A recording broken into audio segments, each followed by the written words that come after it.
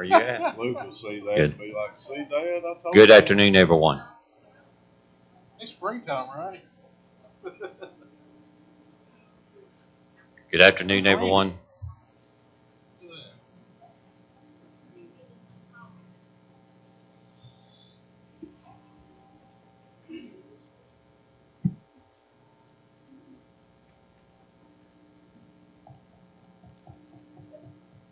Good afternoon, everyone. I'd like to welcome you to the Russell County Board of Supervisors, February the 3rd, 2025 at 6 p.m. First, I'd like to do a call of order and roll call. Andrew Hensley. Here. Nate Kaiser. Here. Turret Eye. Here. Steve Brady. Here. Rebecca Dye. Here. Lou Ann Wallace. Here. And David E. Sir, you have a quorum.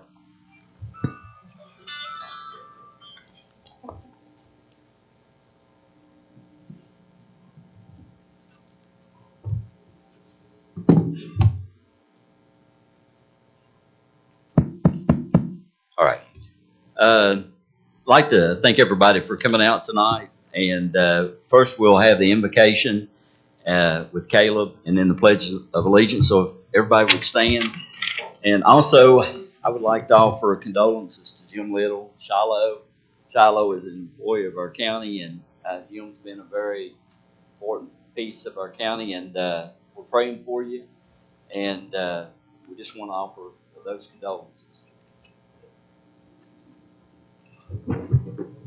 Father God, Lord, we love you. We thank you and praise you today, Father. Father, forgive us for where we fail you each and every day. And Lord, we thank you for allowing us to be a part of our local government, Father. Father, we ask that you touch the little family, give them comfort and give them peace during this trying time, Father. And Lord, we ask that you help us give you all the glory. Help us be more like you. Lead, God, and direct us in everything that we do. In your name we pray. Amen. I pledge allegiance to the flag of the United States of America and to the republic for which it stands, one nation, under God, indivisible, with liberty and justice for all. You need to pass Nate too. He lost his father. Yeah, and also Mr. Kaiser here, our supervisor at large, lost his dad. So keep that family in your prayers too. Didn't want to forget. Thank you, Rebecca. Just have a couple of items here that I want to change.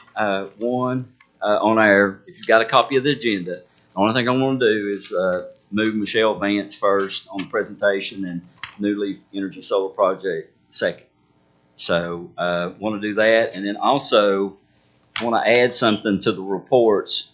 Line 1, Lonzo is going to head that up. We have our electoral board presentation. So if you all would add that, those lines or whatever, we greatly appreciate it.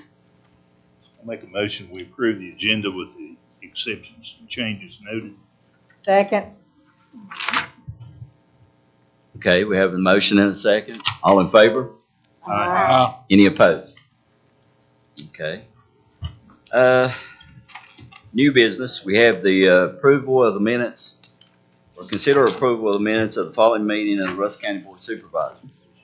Oh, I'm sorry, Michelle. Presentation. I was going to wait till the last. Go ahead, Michelle. Yes, ma'am.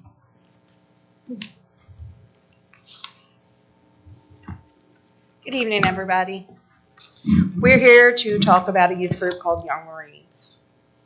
The Young Marines is a national nonprofit 501c3 youth education and service program for boys and girls, ages 8 through high school graduation.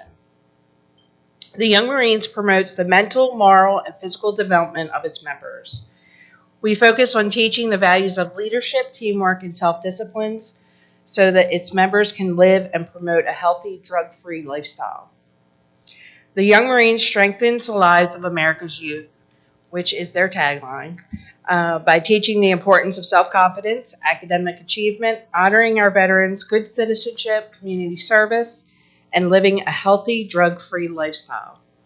The program focuses on character building and leadership and promotes a lifestyle that is conducive to being productive members of society. A little bit about the history. In 1959, in Waterbury, Connecticut, several former Marines formed an organization for boys. that would mirror the values of the Marine Corps. Their vision to offer leadership training and other life skills, form the bedrock of the organization known today as the Young Marines. Years later, the program is a highly respected youth organization for boys and girls that has grown to over 236 units across the country. Now, the closest unit to Russell County is 120 miles away in Knoxville.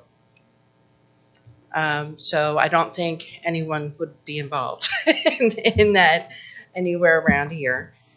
The focus has remained the same: to strengthen the lives of America's youth by teaching the importance of self-confidence, academic achievement, and honoring our veterans.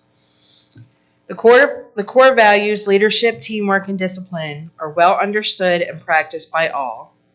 The Young Marines is the proud recipient of the Department of Defense Fulcrum Shield Award for Excellence in Youth Anti-Drug Programs over 13 times, and several awards from the Drug Enforcement Administration. Now, I've just told you the value and the missions and a little bit about the history. And I got a short video to show you real quick. And then my daughter, Sydney Burgos, who was a young Marine, is going to talk a little bit about her actual experience.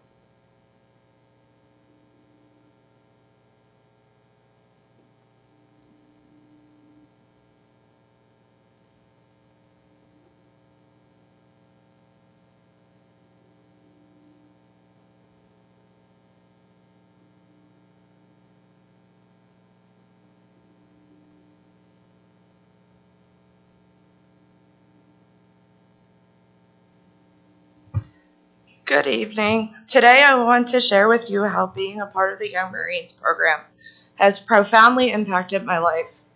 For me, Young Marines is more than just an organization.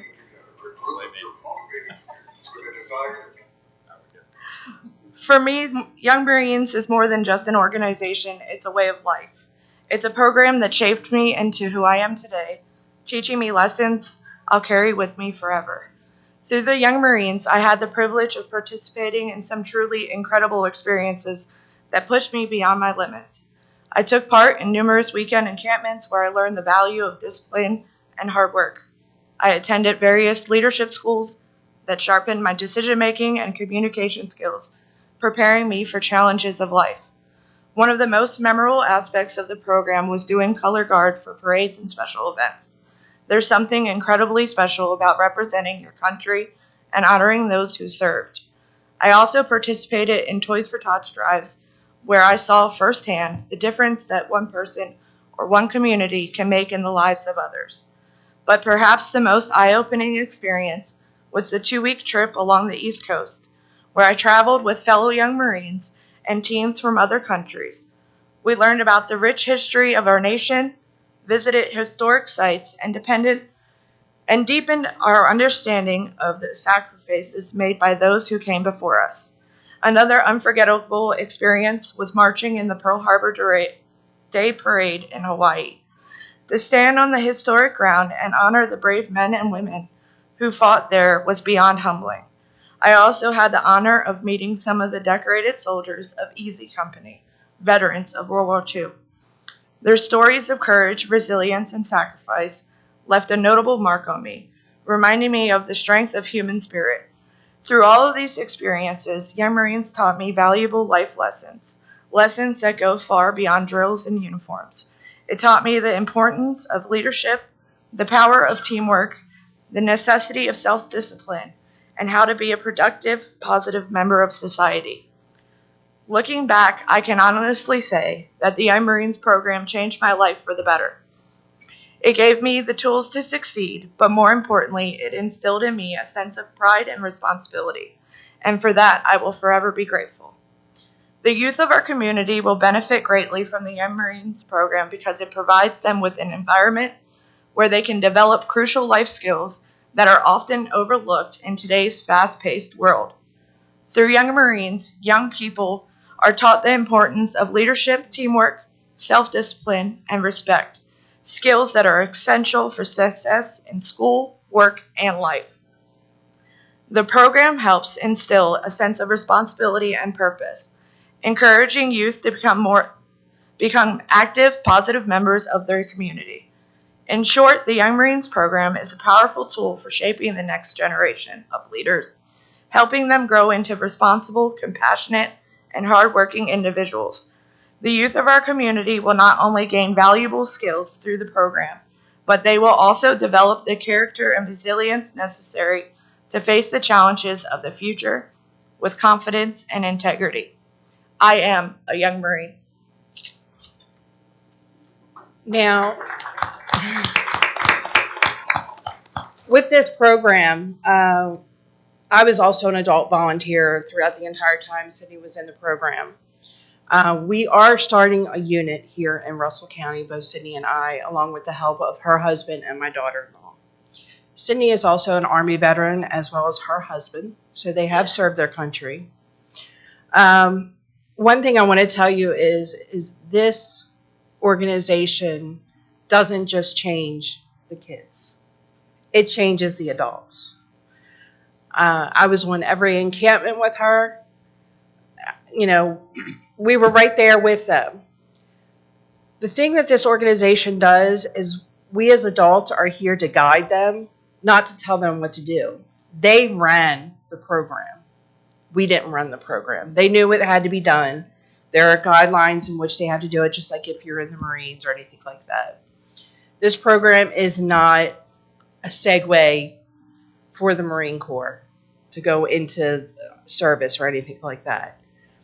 One of the girls that Sydney was very close to in the program, and they went all throughout the program together, she did not go into the service, but she is a lawyer now. She went to college and did her thing. She's married. She's a lawyer, practicing lawyer up in Pittsburgh.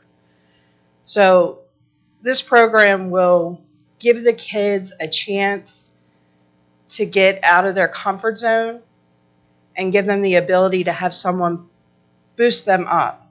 And it's not us that's boosting them up. It's people their own age that's boosting them up. So that's one of the reasons we want to start a program here in the county. The program also offers to the adult leaders several seminars throughout the year to give us guidance on, how to deal with different situations and how to teach the children and all that sort of thing. They also have an adult leadership conference once a year. At that adult leadership conference once a year, among the awards they give out, every year there is one Young Marine of the Year from all 200 and some units. And I can't tell you how wonderful that is to see our kids, go through that and stand up there and get that award. With this program, it takes support of an entire community. So I am here to let everyone in the county know that we're doing this and to ask for support. But I'm also asking for people for donations and funds. I know people come up here and ask you guys for funds all the time. I know there's some drug prevention funds that I'm hoping that you can help us with and get, because there are things that we're going to need. And there's a lot of kids that won't be able to pay the entry fee, the application fee, which includes your uniforms, your books. We need tents, we need gear, the whole 9 yards. So I am asking for help with that. That's about all I can tell you. If you have any questions for us, or One thing I'd like to say is thank you for your service. And if there's a couple of board members, I think this is a great initiative.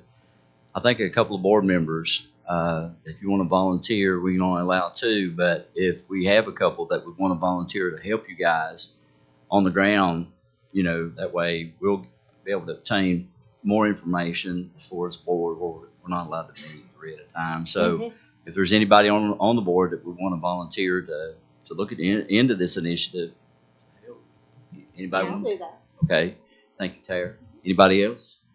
We need 2. I'll do it as well. All right. Thank you, Andrew. So to be able to move this initiative faster, further along, you've got 2 good board members that will be able to talk to you, work with you, and help educate. You all can help educate the rest of us on what needs to happen. And we can look through their perspective. We can look for how legally we can appropriate certain types of monies and stuff like that to see if we can help. Okay, But yeah, I've thank already you all. spoke with Bill Watson this Okay. evening. I'm going to set up a meeting with him That'd be to good. get the sheriff's department involved in it as well. Yeah. Because I mean, you all know I grew up in Baltimore City. You all know what Baltimore City is like. Sydney grew up in the county, which is not much better. This program is a lifesaver for kids. It really is. Mm-hmm. Because if they can't come and talk to adults, they have their peers they come and talk to. They have, and they get to meet so many different people. I know, we used to have the unit she was involved in. We had a winter encampment. It was called Frozen Chosen. And they slept out in the snow in the tents. Of course, I didn't. But it's a great experience for the kids. And I appreciate it. Well, thank you all, and we'll get follow-up information, and we'll work with you guys. I think it's a great opportunity. I think we need to recognize our veterans every day. We wouldn't be here today if it wasn't for the men and women that served our great country. So we're grateful. We're grateful. So, All right. Thanks, all right, guys. thank you. All right. Next on the presentation, I'll stay on task here, is the New Leaf Energy Solar Project, Quentin Wood and Jess Robinson.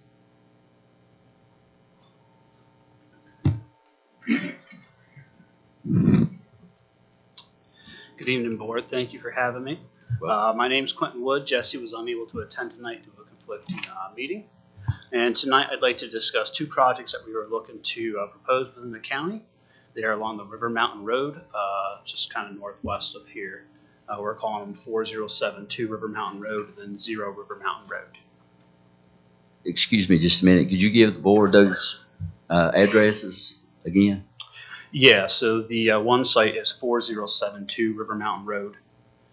And then the other site there isn't actually a 911 address associated with it, but it's off of River Mountain Road, adjacent to 4072, which. Okay, thank you. Yes, sir. Next slide, please.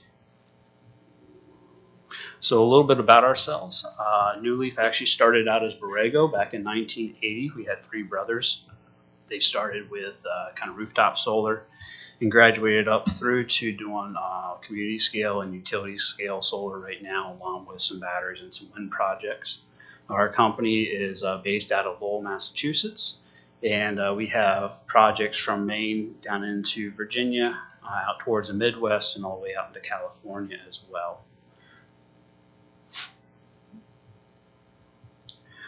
So this slide here kind of talks about the various types of solar projects within Virginia, anything from residential rooftop to behind the meter for commercial and industrial. But I want to focus on tonight for these 2 projects is community solar. Community solar projects are 5 megawatts and below.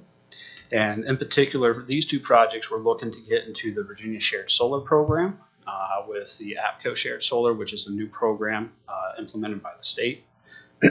And what it does is that actually helps promote to generate electricity locally.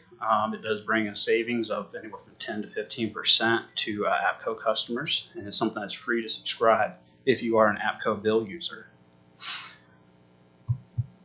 So some of the types of solar projects, again, we're doing community scale or small scale solar, which is at the top, and then the other type that you often see is utility scale. And the biggest drivers between the two is really what we tie into. So our community scale projects tie into the small distribution lines that you see running along the roads. Typically they're a 3-phase line, whereas a utility scale is anything really greater than 5 megawatts. As far as size-wise, they're well over 40 acres. And those tie into the actual transmission lines of 115 kV and above that you see really running all the way across the mountains. This slide here on the left is a fixed tilt system. This is an example of one of the sites that was constructed up in the northeast. The upper right is an equipment pad that we have situated on site. And at the bottom is the inverters. So to try to tie the equipment together, the bottom right with those string inverters takes the DC electricity generated from the panel and converts it over to AC. It's then routed underground to the equipment pad where we have communication equipment and several different breakers and a transformer which then steps it up from the AC to match the line that we would then be putting the electricity on in the distribution system. So I'll kind of get away from the general and kind of focus in on the project. So the project location, like I said, it is along River Mountain Road. So the bigger picture on the left, you can see Lebanon down towards the bottom corner of the page, and you can see multiple parcels that are highlighted in blue. Those parcels are owned by New Garden Farms and the Hillman properties. And again, it's for those of you that might be familiar with it, the project's kind of situated behind the Oak Grove Baptist Church. And below the owner's name is the various parcels that will be running across. So something that we often get is, how did we pick this spot? Why these particular parcels? And there's a lot that actually goes into siting these projects. We primarily look at, who's around, and we try to make sure that these projects are sited appropriately. For this one here, both projects are sited well over 1,000 feet away from the road. We do conduct threatened and endangered species reviews through the U.S. Fish and Wildlife Services, DWR, and other state agencies. With these two projects, we don't have any impacts to any threatened or endangered species. As far as the wetland or stream impacts, we did have a delineation done. We don't have any impacts to the solar facility itself. We are using an existing farm road with a culvert with a stream going through it, and we're currently evaluating whether we need to upgrade that or not, which may constitute a nationwide permit. That's why I left it as minimal impacts to wetlands on this particular slide, is just in case we had to obtain that type of a permit. We also like to utilize the topography and existing vegetation as well for the screening. And again, going back to being community scale solar, we need to have a 3-phase distribution line to tie into that's relatively close, but is also close to the substation as well. And the project has to be located in APCO.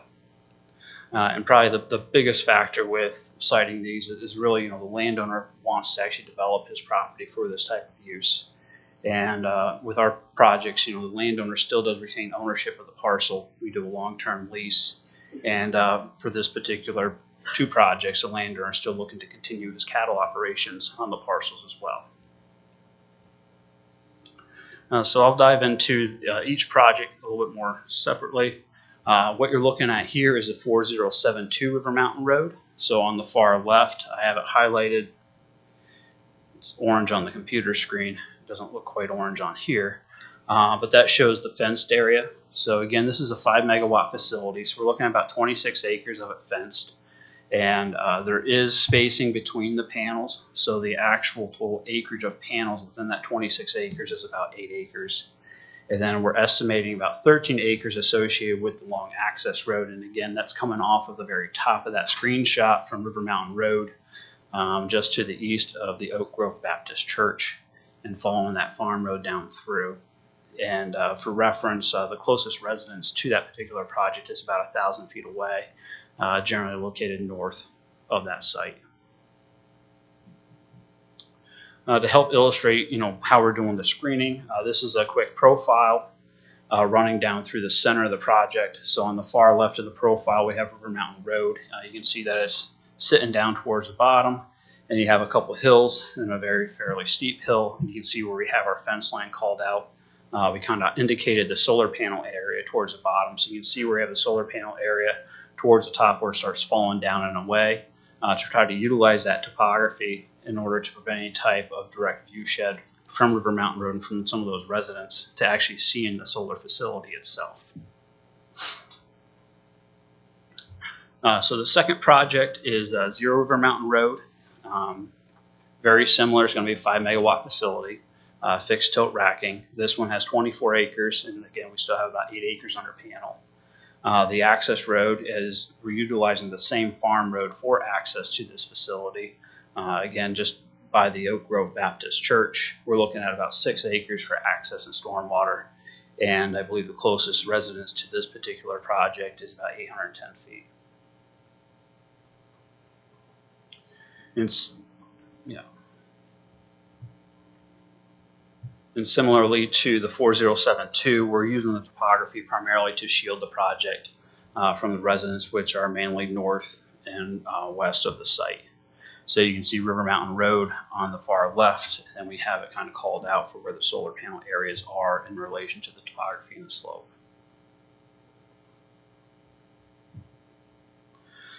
So as part of the project, we did do some community outreach. We sent out mailers to about 33 different residents in and around, not only who were abutting, but also just kind of around the surrounding property. The mailers were sent out on January 7th. We held a community meeting on January 22nd down at the community center in Lebanon. We had 9 attendees. As far as questions and things go, they were very inquisitive regarding the solar project itself. And didn't really have any type of true negative feedback regarding the design or the layout. So this slide here focuses in on some of the community solar benefits. And I know I touched on this earlier. The community solar or shared solar program with APCO, the community members can subscribe, and it is a free subscription.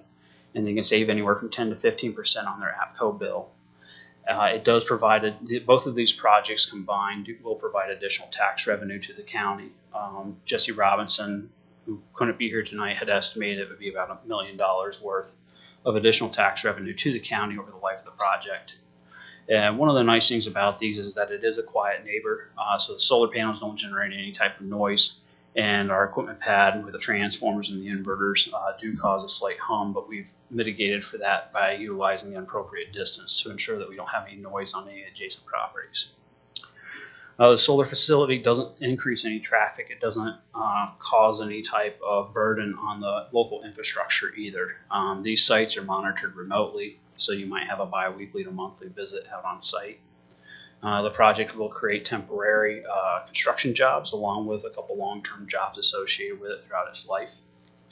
And the project will just generally improve the reliability of the interconnection grid. So when we tie into that 3-phase along River Mountain Road, APCO will let us know what we need to do in order to upgrade those lines along that circuit. So that's something that we would bear, which in general improves that reliability along that line and those individuals that are pulling power off of that.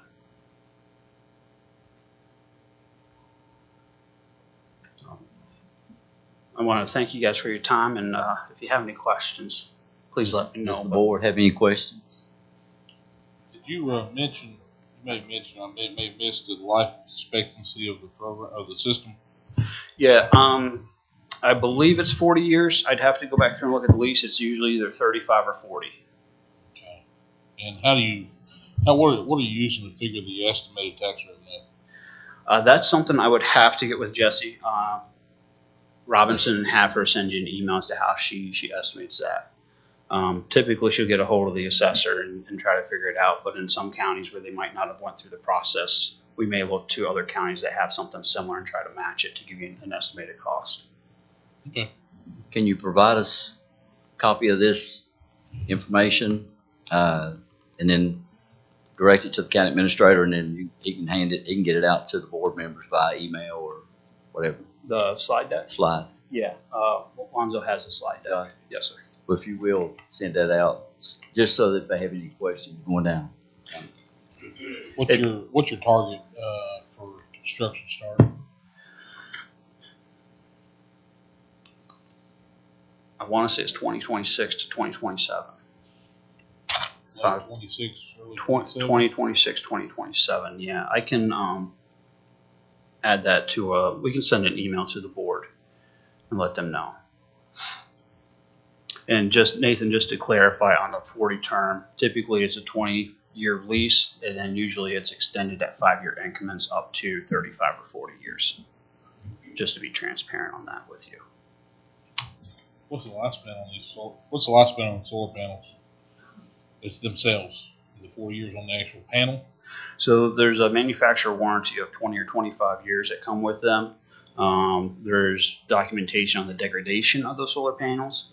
And at the end of the 40 years, they're still operating at like 85% capacity. So if you have a panel that's rated for 650 watts, at the end of the 40 years, it's going to be about 80 to 85% of what that labeled capacity or generating capacity was. What company are you using to source these panels? So right now, as far as sourcing goes, it really depends upon the market availability. There are some companies that are starting to pop up within the states to create these solar panels, but the bulk of them are being imported. Okay. And are they going to have protection on them from hail damage? Yeah, so with that, there is typically insurance that we have to get with that. And again, there's a manufacturer's warranty with that as well. And oftentimes when they do construct these sites, they order excess panels should there be any type of issue, so you can swap that out. You said in the meeting that we had that you guys would have 1 or 2 people on site that would be employed. Can you tell us more about that? Yeah, so with the operation and maintenance, obviously you're gonna have your vegetation management, which would require more of a long-term job. And then you would also have more likely a technician out on site too that may be assigned to that facility should someone need to be out on site to take care of an emergency or something to that effect.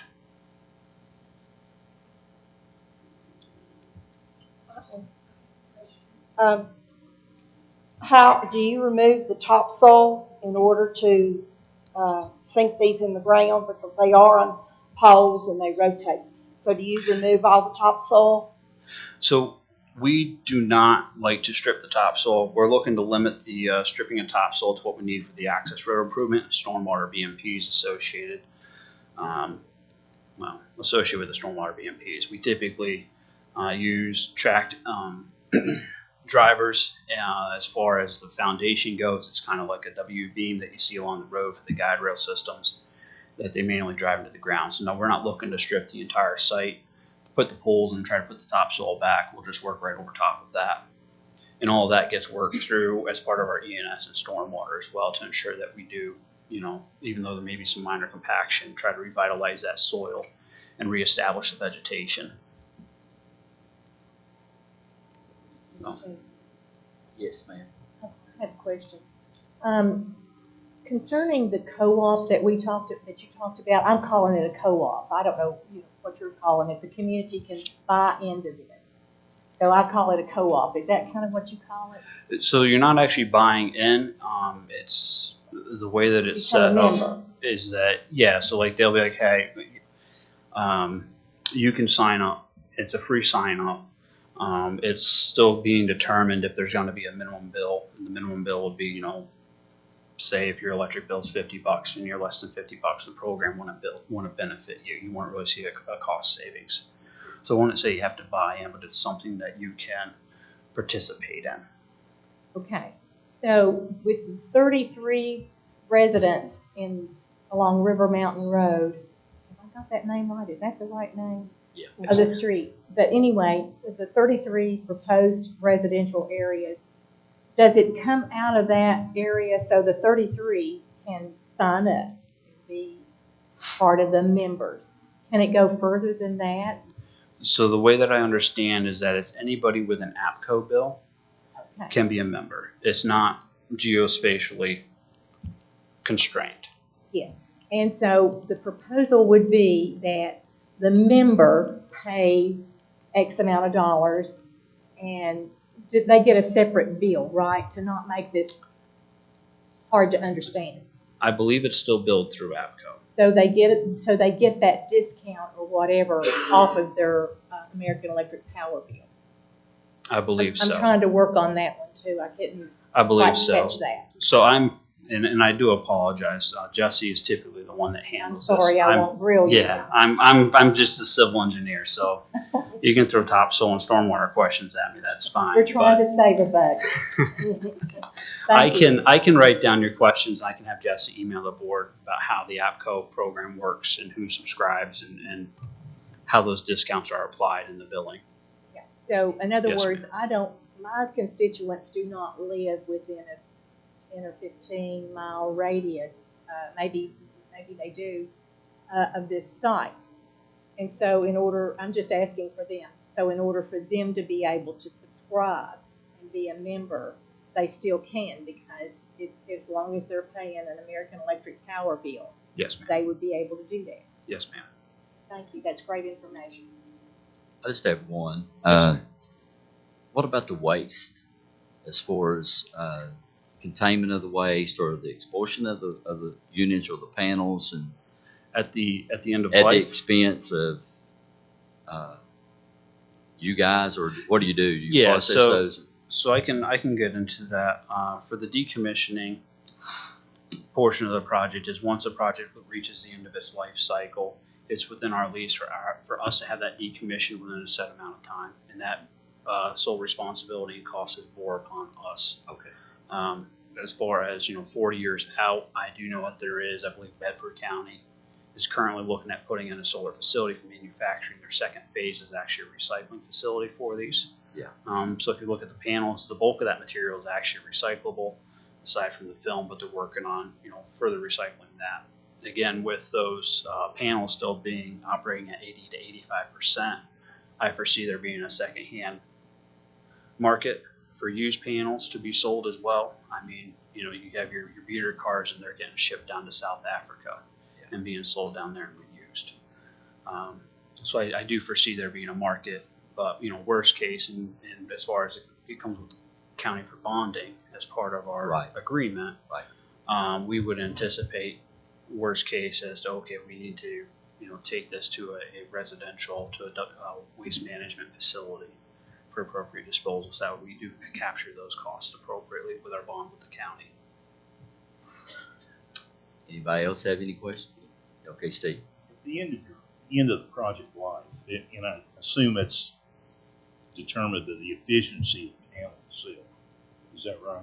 The panel ceases to function. I'm not entirely sure on that as to how they landed on the 35 to 40 years, Yeah. because you're still functioning.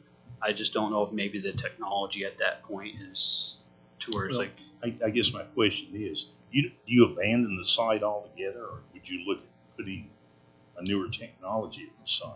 it's If it's been a productive site. all it's along. plausible it could come back, but at that time that would require renegotiation with the landowner, because again, it is just a lease. So at the end of the lease, if the landowner doesn't want to do it and he has some other plans, that's that. But there's always a possibility for it to be like, hey, this worked out, let's swap it out. But again, that would also be coming back to you as well.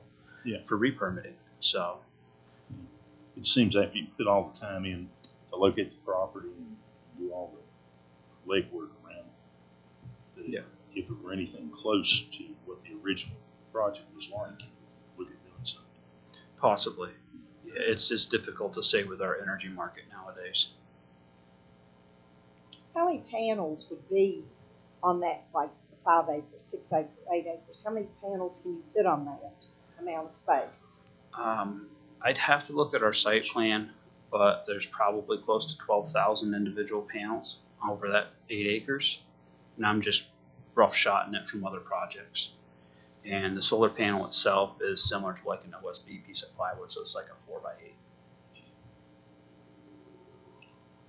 You mentioned having to have three-phase power. So if you don't, is that something you run, or AEP runs it to you? Or? Yeah, so there are some projects that we've looked at where it is single phase. So as part of our interconnection study with APCO is that they do evaluate what's at the sub, what equipment's at the sub, and then also that circuit itself. And they'll provide us with the cost to upgrade that line to be three-phase, and that's something that we would have to pay as part of our interconnection costs. So that's why we typically try to find sites that already have existing three-phase to try to limit the amount of cost for those upgrades. What infrastructure does AEP have now to connect to the solar panels? There is three-phase out there, so we would actually run our own line down to that existing distribution line and tie into the three-phase. They're looking at the site itself, the interconnection, and letting us know, hey, we got to upgrade the wires or insulators or whatever they need to do on their side, and that would be provided to us as part of our interconnection costs that we would be paying as part of the project. So, New Leaf, is that the name of y'all's company?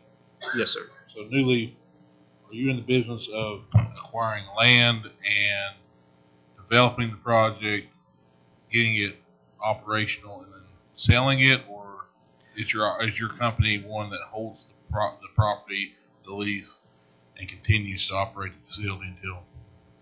So our company is, I guess I'll step back. When we were Borrego, we were a development EPC, so we would construct and own and operate.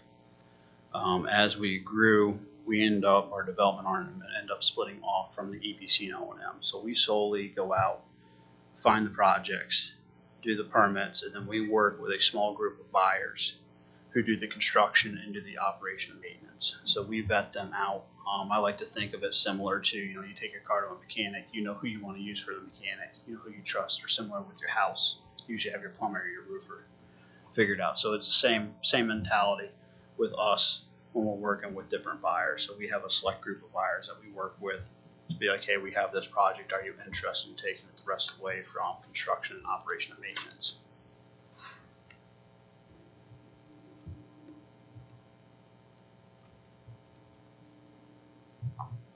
Anybody else?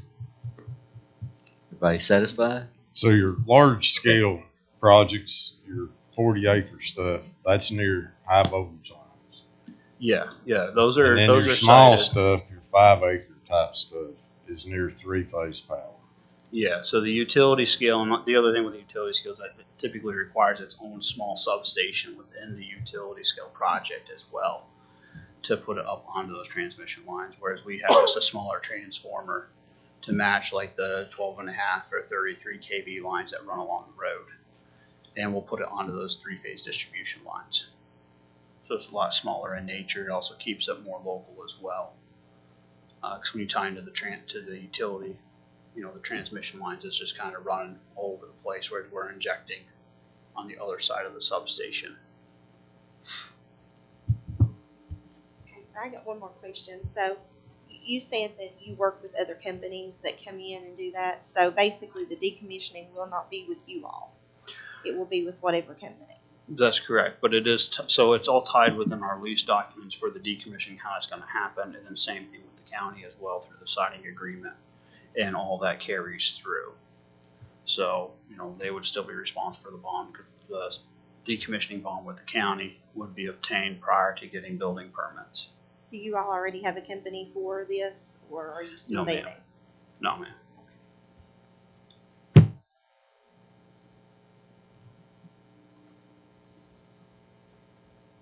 Okay. We appreciate it. Thank you. Thank you very much, sir.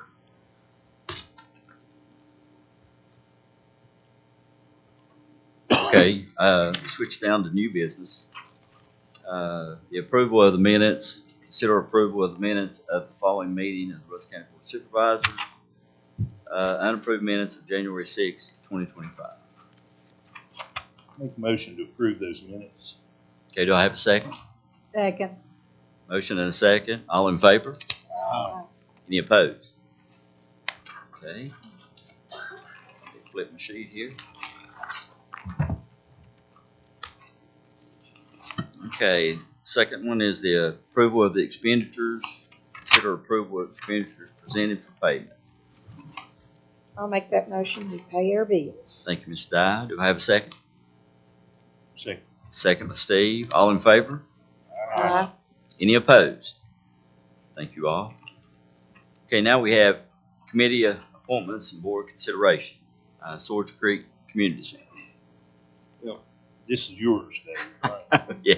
So, on David's behalf, since he can't make motions, I'd like to, at his direction, want to reappoint all these people back to another 2-year term, plus an addition of Denise, Denise Smith, S-M-I-T-H. Yes, sir. I'll second that. Okay, we have a motion and a second. All in favor? Any opposed? I appreciate that. They've done a wonderful job. I can, if anybody wants to know, I'll give you the names if you're curious, but Cindy Dye, Jerry Hess, Lynn Hess, Alicia Plaster, Teresa Way, and now Denise Smith. Okay, constitutional officer reports and requests. We've got Randy.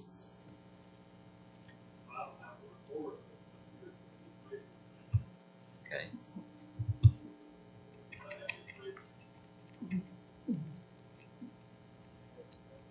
Not yet, but we'll figure out something.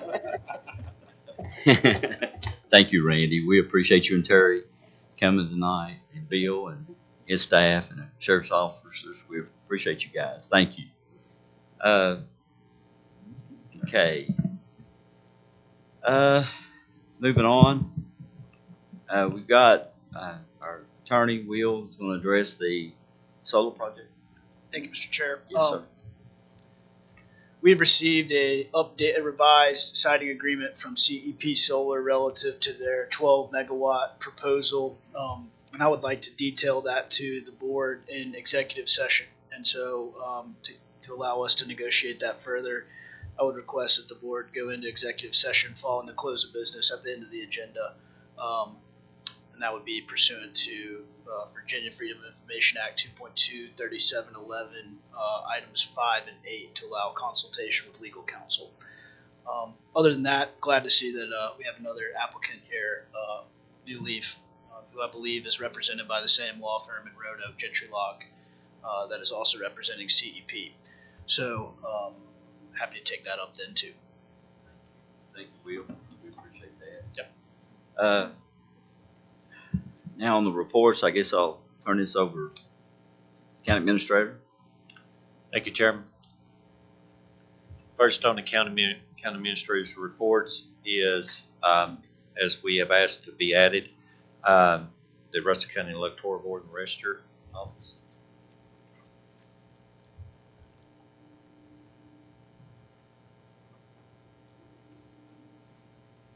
Welcome, Diane. Hello, everyone, and good evening. I'm Diana Shorter. I'm the General Registrar and Director of Elections. The members of the Electoral Board were not able to be here today, but what I have today is a very brief announcement.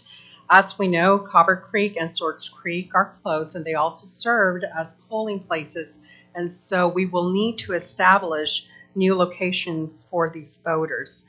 The Electoral Board and I will be available to you all as you go through this process to provide any information and answer any questions. Once those changes go into effect, the affected voters will be notified by receiving an updated voter card. And again, we're here for any questions. Anybody have any questions from the board? We appreciate you so much. Thank you for your time. Thank you. Next on the county administrator reports is, of course, the Board of Supervisors just returned from the 2025 Southwest Virginia Legislative Reception. Of course, from January 27th through the 30th, or the 30th, it felt like through the 31st, it was quite a bit of meetings. But through this, as you can see, that was attached to the agenda, the Board of Supervisors stayed very busy and, meeting with major state agencies, legislators, funding agencies to be able to address that projects that we will be looking at in the county and businesses that we're trying to recruit to come into the county, and that will be addressed at a later date. Now, one of the ones that's already on, and I'll let the chairman of the board speak up, is everyone was wanting to know how much advocacy we were doing with American Electric Power. So I'll turn it over to the chair.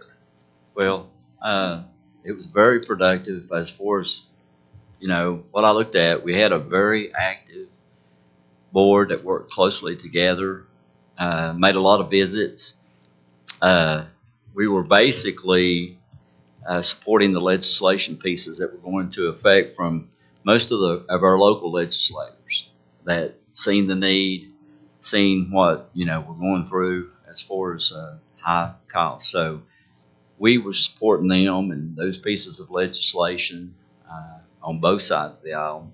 I asked Ms. Terradai to go with me and make a visit to one particular delegate, and actually the conversation went really well. So a lot of times up in those areas in the Dinwiddie and Northern Virginia, they don't go through what we go through. And, so we have to emphasize to them. So I was very pleased. I appreciate our board, everybody that was in attendance. I will tell the public, this is a working board. I mean, there was meeting after meeting, and we stopped to get a sub, and then we went to meeting after meeting, and my feet were killing me. But I mean, we were very active and very knowledgeable of a lot of things that we want to see happen in Russell County. So I'm just so grateful for the leaders that we have that are willing to take that kind of time to work for all of Russell County. In their districts, we worked in our districts, but we also worked for the whole county as a whole to see great things come. And I'm just really grateful.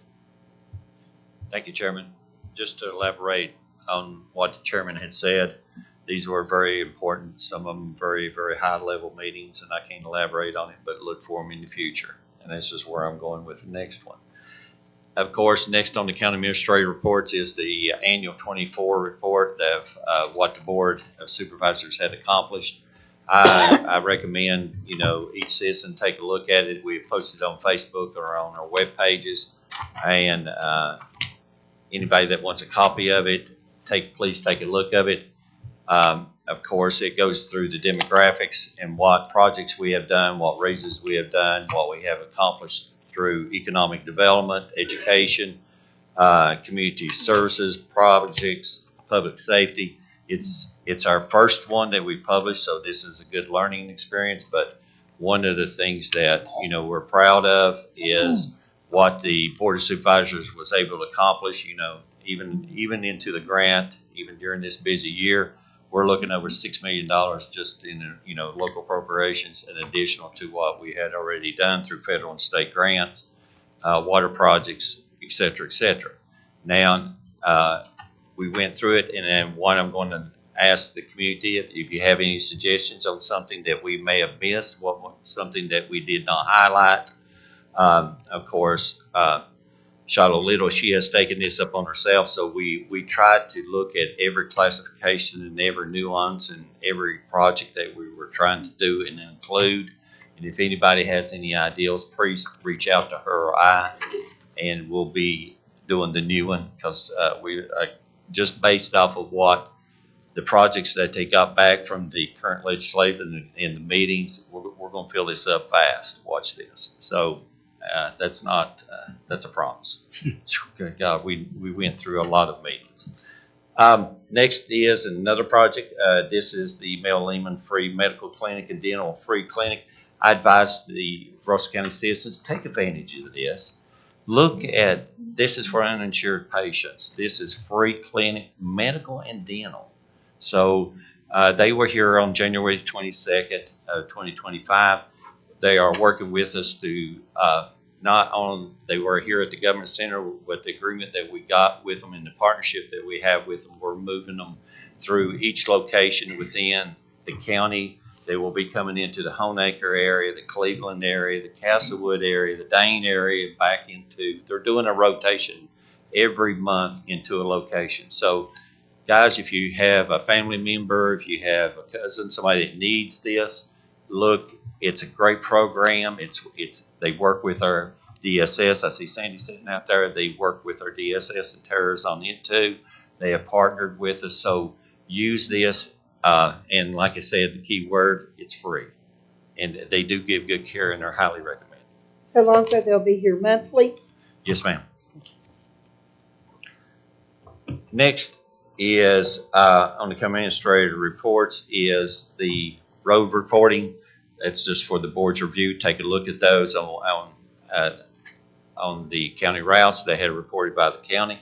The next is the VDOT monthly road system report. The residency does not have any requests before the board at this time.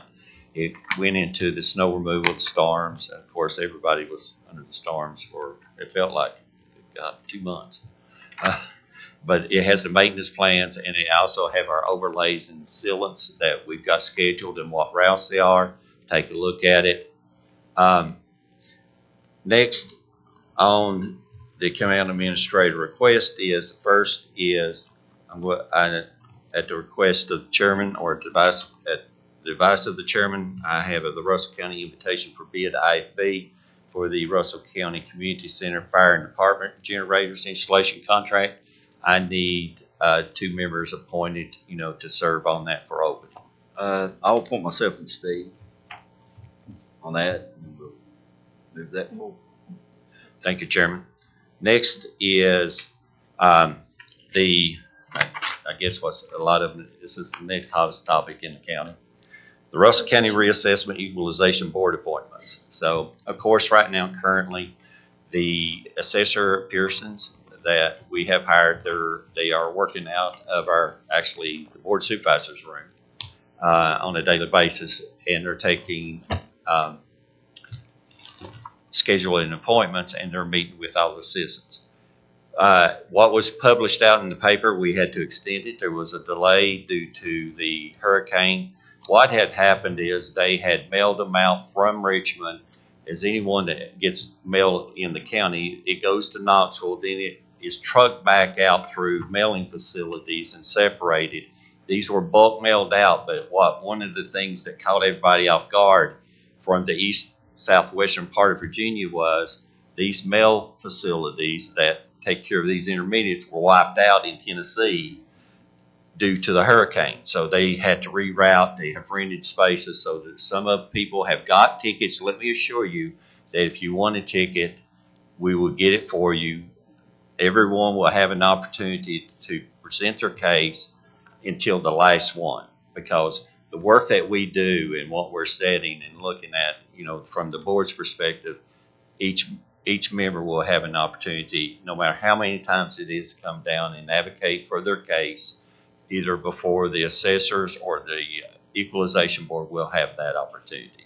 That's guaranteed. So, Can I say something on that? Yes, sir. Okay, just for the public's notification, I would encourage you to dial the number on that and set up the appointment, because there's a process here before we can take any action. There's dialing the number, getting the appointment, going through the process, and then going through the equalization board. And what we've heard for some constituents is that they're well satisfied with what the process is and what's took place. So I would encourage everybody, dial the number, get an appointment, go through the process. All that's got to be done and complete before this board can take any action, because we got to know all that. It's got to be filtered back into the board. So I just wanted to encourage you all. I've been telling everybody, dial the number, get an appointment, and then, it'll go through that process. Thank you, Chair. The appraisers will be available until what day? The appraisers right now, we have got to the 14th. If we have more, we will extend it 2-week increments at a time until everyone. But you have to go through the appraisers. Yes, first. that's the first process. Yes. And then if you do not come to a resolution with the assessors, the next formal step, this is by the Code of Virginia, it goes to the equalization board. So that's the next process that will happen. And then you'll have opportunities to present your case or your claim before the Board of Equalization. And before we move on, I have got 3 names that are before you. That was given to Miss Barbara Parker as a Board of Equalization member. I have Mr. John Watson as the Board of Equalization alternate member, and Walter F. Parker as a BOE alternate member. I need a vote for a motion to approve those. Motion to appoint those. Yes, sir. I'll make that motion. Do I have a second? I'll second it. Okay, thank you, Ms. Dye. All in favor? Aye. Any opposed? Thank you, Chairman. Next is, again, we're starting off on the good rate. Let's go into the Cumberland Plateau Housing Authority, the payment in lieu of taxes for the HUD developments and placement of the Piston Placement Apartments. I need a motion for $17,072.54 for a payment in lieu of taxes for the needed housing project. So move, Mr. Chair. Thank you, Ms. Wallace. Do I have a second? Second. I've got a second by Mr. Hensley. All in favor? Any opposed? Thank you all. Next on the county administrator reports is, of course, this is out of the Department of Housing and Community Development. This is actually one of the things that we've finalized while we were in Richmond. I needed approval for the natural gas pipeline planning grant for the Castlewood, Russell, and Castlewood in the Russell County line of $100,000. I need approval in appropriations for $100,000. Mr. Chair, I'd like to make that motion on behalf of Castlewood, St. Paul, and Dane. Thank you very much. I'll second that motion. Okay, we have a motion by Ms. Wallace, second by Mr. Kaiser. All in favor? Any opposed? Thank you, all. Chairman. The last request is from the Cumberland Plateau Regional Waste Management Authority. Of course, Mr. Kaiser and Mr. Andrew is sitting on those. On the manpower service agreement and use agreement, I needed approval for the manpower service and user agreements. I need a motion and approval. I'll make the motion, Mr. Chair. I'll Okay. second. Okay, we have a motion and a second. Discussion. Discussion. We normally do this. This is a normal type thing. Yes, every year. Anything changed? No. Okay. There wasn't anything redlined in my book, so I just wanted to make sure I asked it. It's just the original template, nothing has changed. I knew that was good. Thank you, Mr. Chair. You're welcome. Anybody else for discussion? If not, all in favor? Any opposed? And the reason that Ms. Wallace asked that, we were very, as Mr. Kaiser and Mr. Hensley does, with these contracts and these user agreements, they watch them very closely of any additional costs. I get calls and comments of, how much involved is Mr. Kaiser and Mr. Hensley is, and they're watching, a great oversight on it. So that's why when you look at these user agreements, we got to make sure we monitor year-to-year changes, because y'all know what the cost of trash and the volume of trash is going through. So all that's been said, that is the conclusion of the county administrator reports and requests. I don't have the list. Citizens comment. Got it? Thank you. Okay, Mr. Jim Little.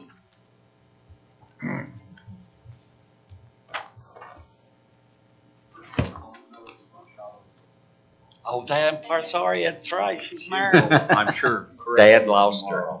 Yes. Yes. She's still a little. She is to me. Yes. She's all I've got now. First off, happy Groundhog Day the other day. Unfortunately, the groundhog saw its shadow, so we've got 6 more weeks or whatever there. I don't see my clock. I can talk as long as I want. Okay. But no, what I want to talk on is not a particular topic as much as it is a particular attitude. And it's an attitude I see in the county, unfortunately, more and more. So in addressing the Board of Supervisors, county administrator, and my fellow citizens, there's basically 4 topics in here I'll quickly touch on. The attitude, the negative attitude in this county. I mean, my family's been in this county since 1898, and sadly, if I didn't have the farm here in the county, I'm not too sure I'd move to the county. And not because of things going on, as much as the negative attitude going on in the county. And there's enough blame to go around. It's like anything, there's always plenty of blame to go around. But I'd encourage our supervisors and our citizens to view from a proactive point instead of a reactive point. You know, I look online, I look at what's going on, and so many times we're just being reactive to problems instead of presenting solutions to problems. And, you know, if we're going to at any point hope to attract people back, my dad always told me to never come and present him a problem if I didn't have a solution, good or bad. And I think we need to, my dad was a rather quiet man for those that knew him, but that was a piece of wisdom I hold, is that we can't just sit and complain and complain and complain. And it's from citizenry and the supervisors. We've got to look at positive things that we can do to keep our people coming in. So let's quit. I mean, sometimes we have to be reactive to situations. I understand that. I'm not very smart, but, you know, I at least understand that part of it there. Quit smiling, Nate. But I know we can't please everyone. We're never going to please everyone. You know, I'm from the old school where NC Meade would come to my house and try to buy votes, literally. So those of you that remember NC, you know, I mean, but the point is, we're all neighbors and we're all friends. Let's try to start cooperating as such instead of, you know, reaching out with negativity constantly. If we're going to retain our youth, we have to, you know, and this is what we've got to do. I'm very blessed. My daughter came back here after college, but, you know, there's a lot that aren't. And our population's decreasing. Are we going to keep anybody here? We've got to present a positive front to Russell County. And it's just so depressing to continually see. I believe in watchdogs. We need watchdogs on different things. I don't have a problem with having watchdogs and, you know, but if we're going to present problems, let's present solutions also. Good or bad, let's present solutions. You know, transparency. And I know I don't understand the workings always of the supervisors. I'm not intended to understand. But most of you all ran on a transparency issue. And sometimes we don't see that. And we realize that we can't always see that for business purposes, for legal purposes, whatever. But a little more transparency sometimes would go a long ways, I think, from the both sides. Social media just taking knocks at people for no reason. You know, a knock at someone personally. I grew up where I guess the personal attacks accomplished nothing. You know, let's attack the issues going on, but not personalities and persons. So that's basically what I've got. I just want to see a more positive county. I'm turning 70 here. I can't go along much longer like this. And it's aging me fast, even though Nate's more bald than I am right now. And David. But, you know, sincerely, I really plead for our supervisors and our citizenry to try to present and try to work together. If we've got an issue, I'm blessed to have Andrew as my representative. I can pick up the phone. If he's not available, he calls me back. I don't always agree. I agree about 90% of the time, you know, until he sells me some bum lamb or something. But, you know, I'm very blessed to have Andrew respond. And we need to contact our supervisors, you know.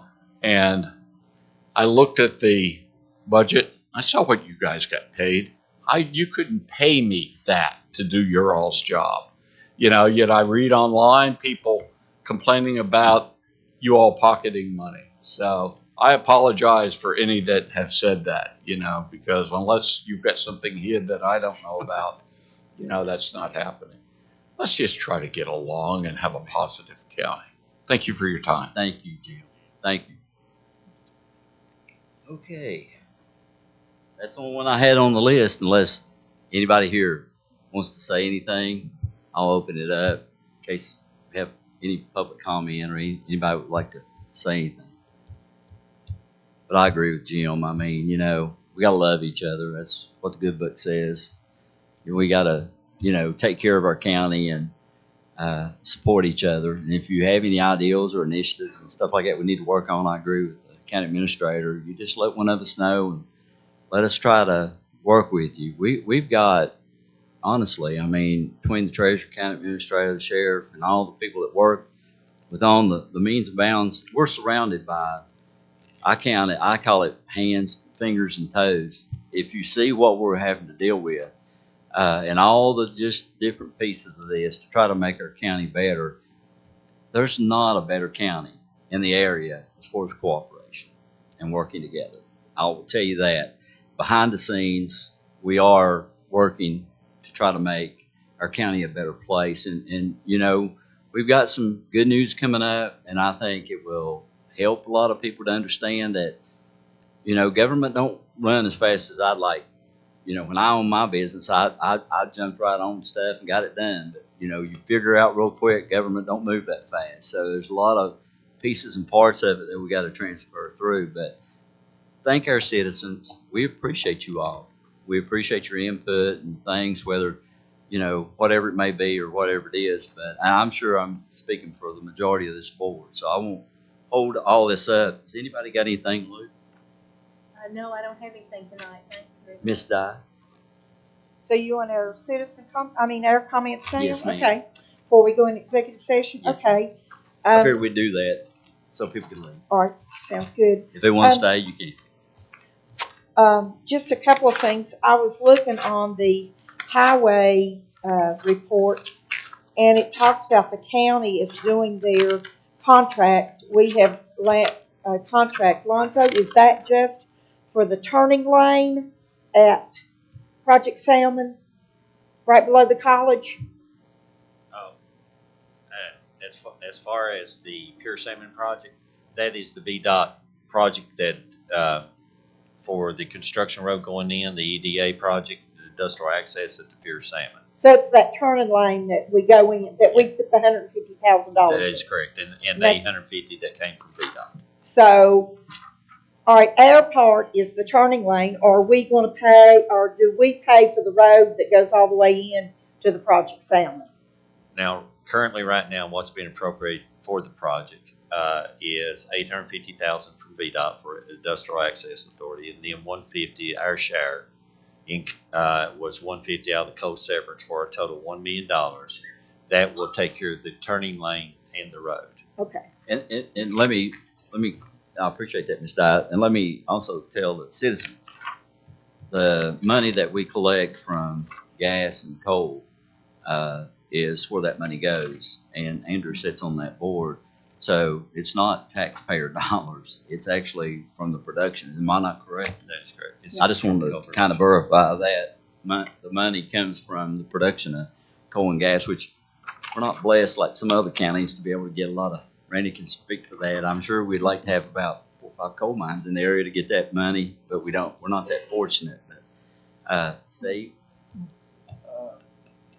I think there's. Speak so they can hear you. I think it works as long as I don't push that. I really don't have much of anything. I know I asked Lonzo to work on a form. I think it's important that we identify all of our business people in the county, and I think we don't need to. We need to identify them and what they do in an effort to try to help them. See if there are ways that we can help them market their products, or ways that they might be able to work together to form a co-op or something like that. And every day I learn of something new in the county that somebody's doing, and I had no idea they're doing that. So I think I'd like to just send out a registration. We may have to do an ordinance of some sort saying we just want to register no fees associated with it, just from an information standpoint. And the IDA can use that as a marketing tool as well. That we've got all the artisans here. We have so many fabrication shops and things of that nature. So I think it's just important for for us to do that. That's one thing I'd like to do. I mean, if you want to put that on the next agenda. Lonzo's working on it. Okay, thank you. He's working on it now. And we are looking at some additional recreational sites. We're going to have a meeting here pretty soon to look at one major site and see if we can acquire that property and maybe add some destination points for our tourism group. And other than that, I really don't have much. We'll just appreciate everybody. We'll just try to continue to push the ball a little further next month. Thank you, Mr. Brady. Ms. Dye, Tara. Thank you all for coming tonight. So I wanted to mention this. Paula Howington at the DSS, they have a program. It's PIPP. So it will help you with your electric bill. And we have the applications for that. I know a lot of people are struggling with that. If you want to ask me, Lonzo, did we have those printed out? Yes, ma'am. Okay, so they are here in the back? Yes, ma'am. Okay, so if you all know of anybody who could benefit from that, please pick that up. So that's all I've got. Thank you, Tara. Mr. Kaiser.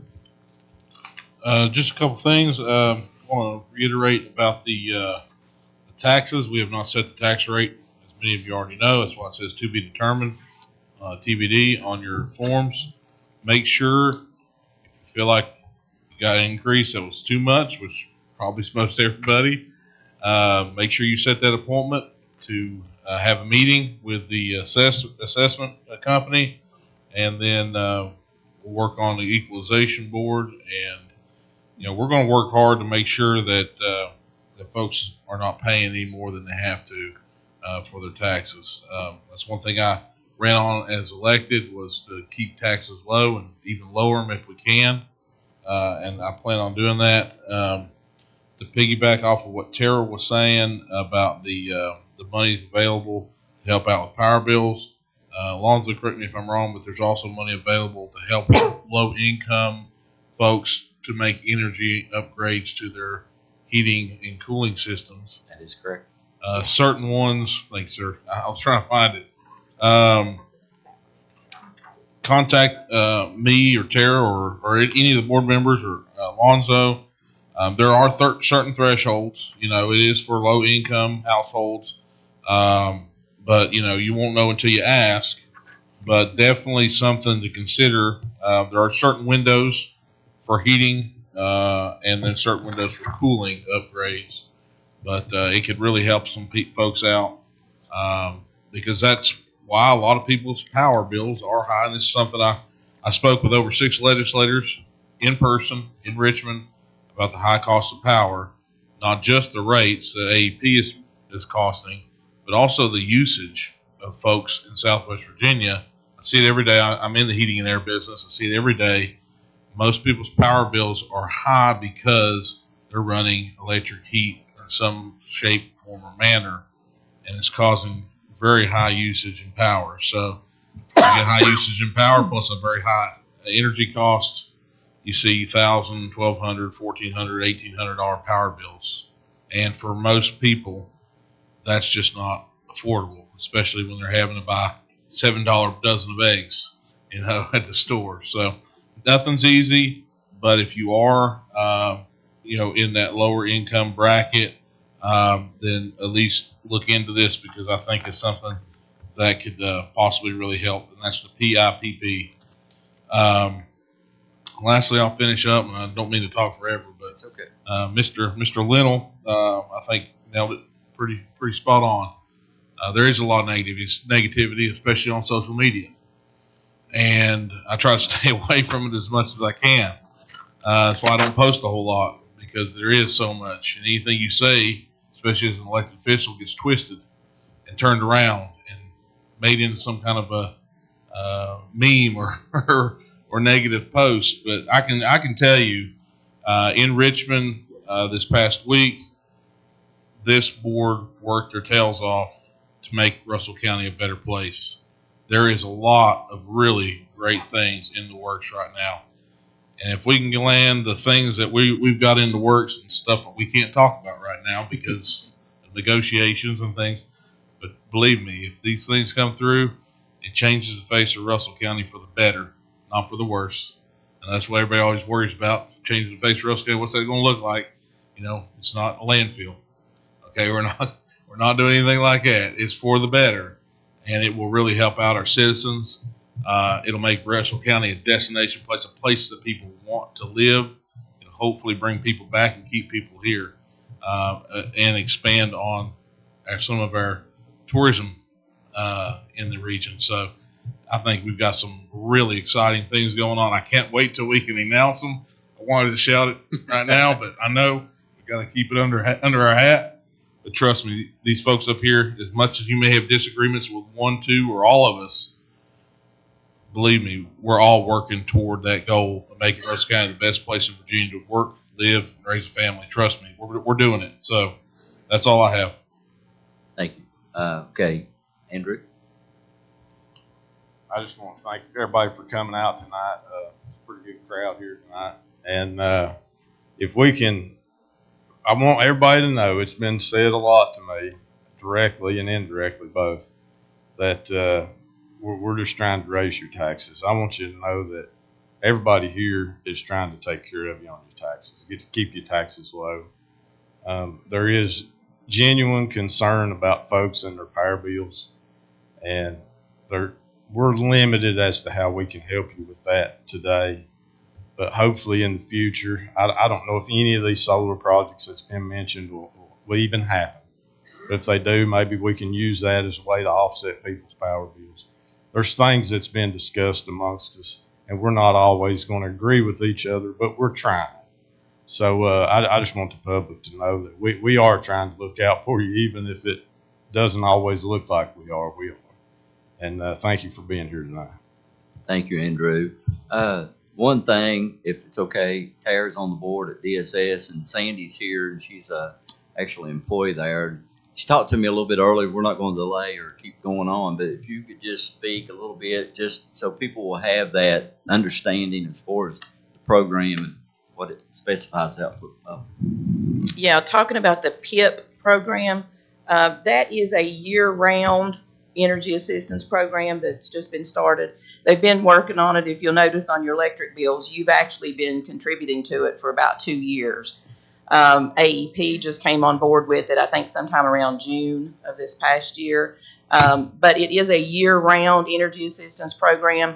It's different than fuel assistance and cooling assistance. It's not a money payment that with the county or the state will make to pay your electric bill. What it does, it goes by your gross monthly income, and it can reduce the amount that you are required to pay. If electricity is your primary energy source, then your bill, if you qualify, will be 10% of your gross monthly household income. If you have like wood or coal, but you still have an electric bill, then it's 6% of your gross monthly household income. And you have to pay that 12 months consecutively. When you apply through DSS, you can go online and apply at dss.virginia.gov. You can apply online. We have the applications at our office. If you are approved, there is an income threshold that you do have to meet. But if you do meet that income limit, once you're approved, AEP also has to approve you. So it's not an overnight approval thing. I assume that they probably look back at your payment history and see how that goes, because you do have to make this payment 12 months consecutively to stay in the program. But it is a good way. And if you have zero income, your electric bill, if you qualify, can be $10. So it's a good program, but I just want people to understand that it's not a money payment that the county makes for you. You do have to pay your electric bill, but it can reduce your electric bill. So I do encourage everyone to apply for that, and it is year-round, where the other energy assistance programs are seasonal. Cooling assistance is June through August. Fuel assistance is October through December, and then crisis is what we have now. The crisis program that we have now will pay for repairs on your heating system. It will also possibly replace your heating system if it can't be repaired. And the only way that it'll pay for electric bills is if you already have a disconnection notice set. Then you have to come in and do an application or online. We can't do these by phone, but if you do have a disconnection notice set and you do qualify for crisis, then we can pledge that amount to keep your electricity from getting disconnected. Thank you so much. Okay, go ahead. Steve's got one more thing. When Nate was talking, he touched a bell there. Are you done with me? Are you done Can you with hear me Sandy? Huh? Are you done with This is Sandy? not for me. No question for me. No. Just another comment. We had talked about trying to get natural gas distribution system in the area, and there hadn't been much interest by the provider to do that. And one reason our electric bills are so high is we don't have an alternative. Most people don't have. The only area that I know of here, at least in Lebanon, is there's a little distribution system over in the Pruner edition here. But other than that, I tried to get it forever, and they told me, they said, well, people are just afraid of it. They don't want it, But lo and behold, when we got back from Richmond, I picked a load of mail up on Friday, and in that stack of mail was a letter or form from A&R. The distribution people here have their office out in the Cumberland Plateau Center out there with a form that said, if we ran gas, would you do this, this, and this? What would you convert? So I'm going to encourage you, if you get one of those forms, fill that thing out. You talk about a cost savings if we could go to a gas stove or a gas furnace or a gas heat pump, gas logs, whatever. It would be just a big coup. So if you get one of them, fill that thing out. I don't know what areas they send it out to. I do know right around Lebanon here, but that distribution line comes all up to 71. So if you get one of them, fill it out and send it in. Thank you. All right, I'll need the attorney to give us the code. Yes, Mr. Chair, I guess you would entertain a motion Yes. to go to closed session pursuant to Virginia Code 2.23711, Sections 5 and 8, to discuss the solar siting agreement negotiation. So moved, Mr. Chairman. Do I have a second? Second. Got a second? All in favor? Aye. Any opposed? Okay, we're now going into executive session, so what that means is we're leaving. So.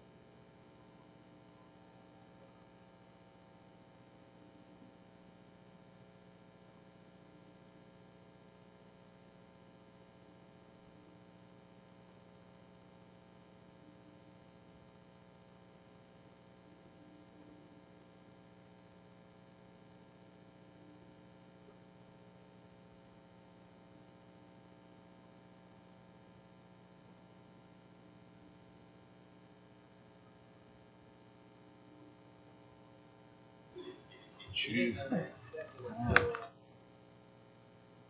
You've been here since early this morning. I know. Can't wait.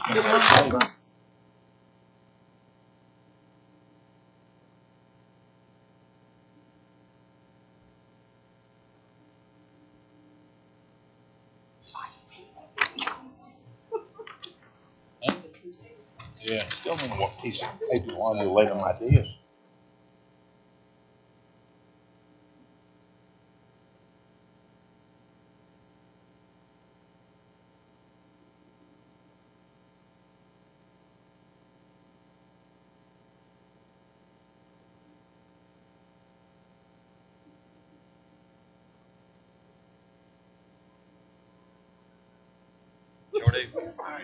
Okay, all right. I need to get a motion to turn. I make a motion, we come out of executive session. Have a second. Second.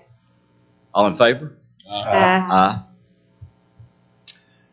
This is certification of closed session pursuant to subsection 2.2, 3712D of the Code of Virginia 1950 as amended. Each member of the Board of Supervisors, upon roll call, certifies that to the best of their knowledge, only public business matters lawfully exempted from the open meeting requirements under the Virginia Freedom of Information Act, and only such public business matters that were identified in the motions by which the closed meeting was convened were heard, discussed, or considered in the meeting by the Board of Supervisors.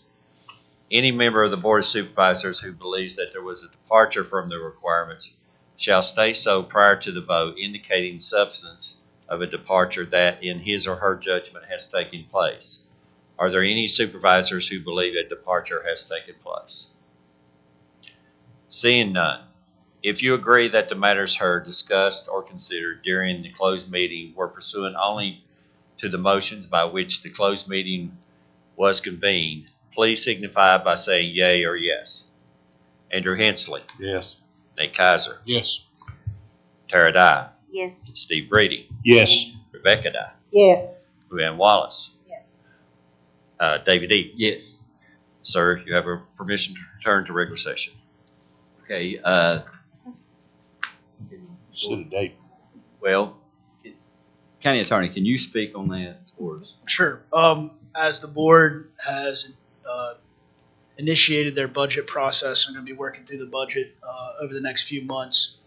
Instead of holding reconvene meetings where we would be limited to the previous month's agenda, I would recommend that you all just hold regularly scheduled meetings with the same notice requirements as every other meeting that you all hold.